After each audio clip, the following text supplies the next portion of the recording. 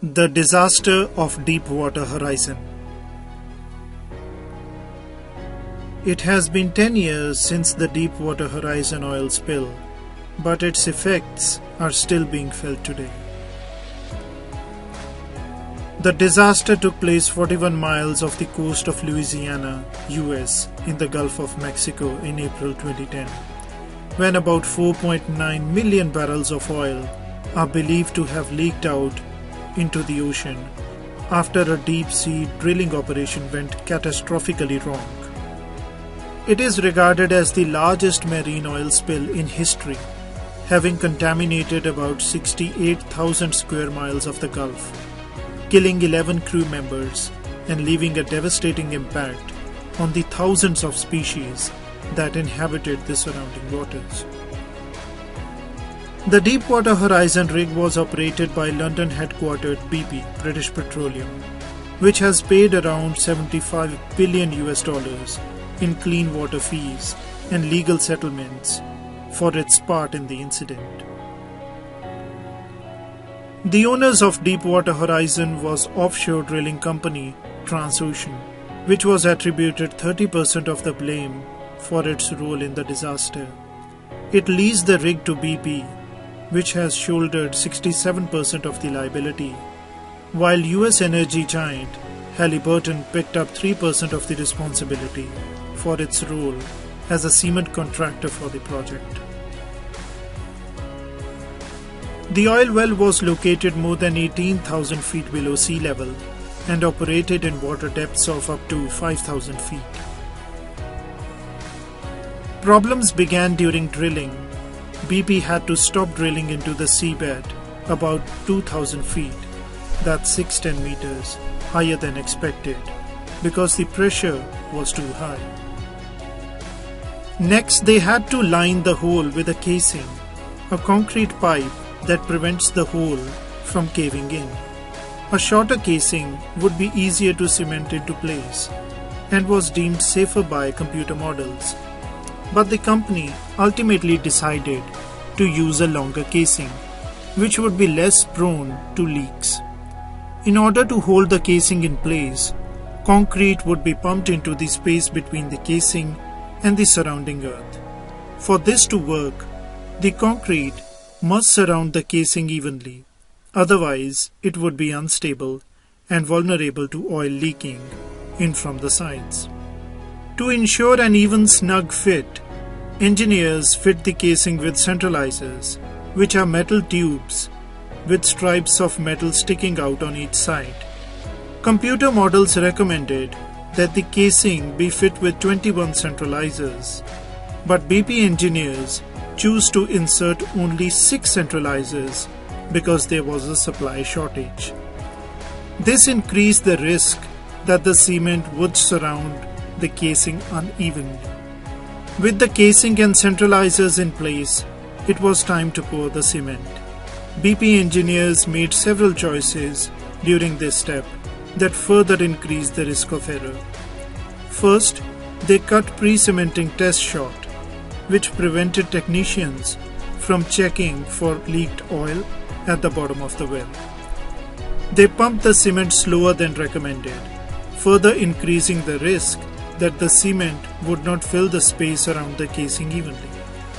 And they limited the amount of cement used, which can cut the risk of lost oil, but increases the risk of contamination by leaving more casing exposed.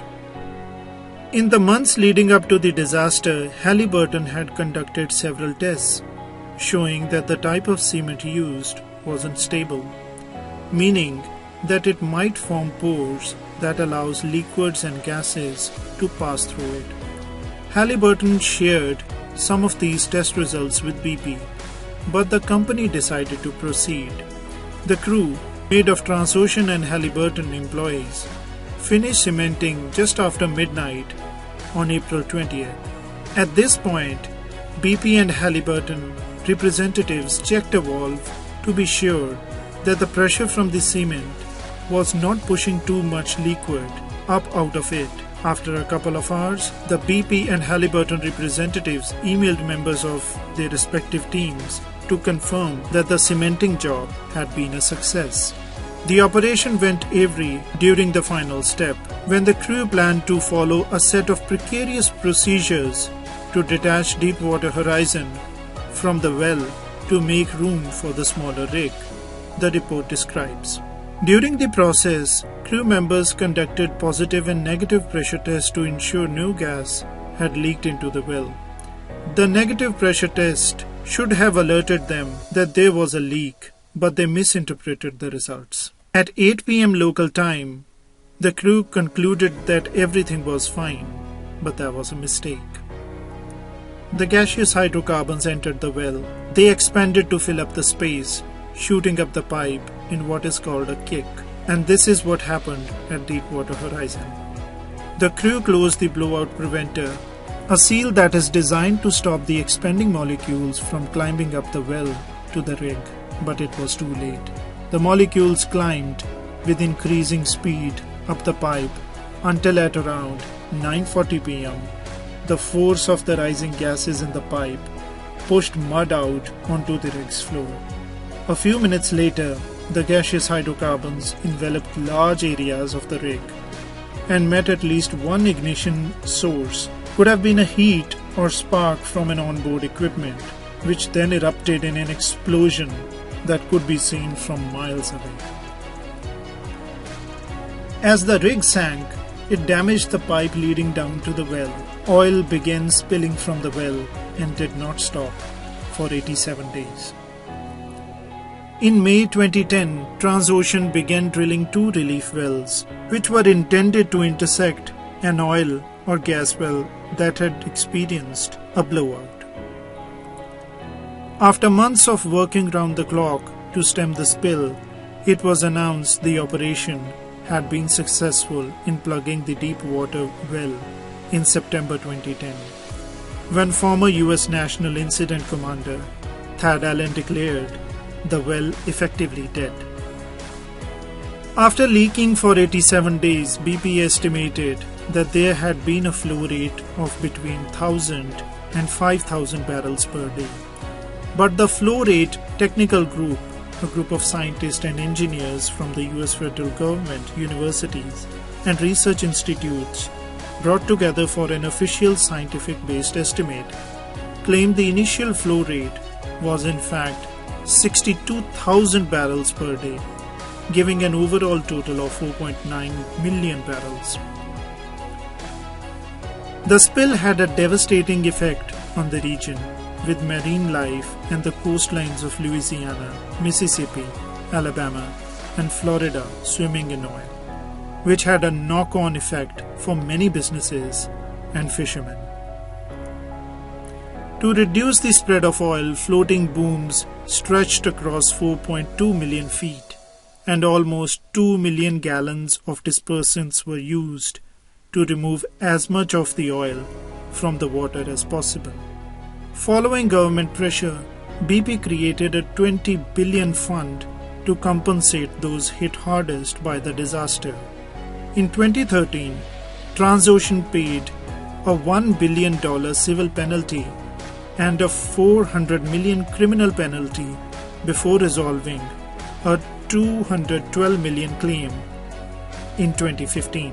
Anadarko forked out $160 million for its role at the rig, while Halliburton agreed to pay a $1.1 billion settlement.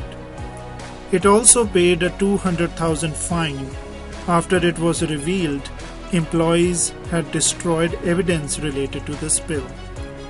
BP has paid out up to $75 billion to help with the cleanup cost and the charges imposed, which included an $18.7 billion fine, making the highest ever penalty imposed by the US government against an individual company.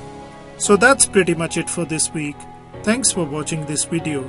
Please like, share and subscribe my channel. Until next week, thank you and goodbye.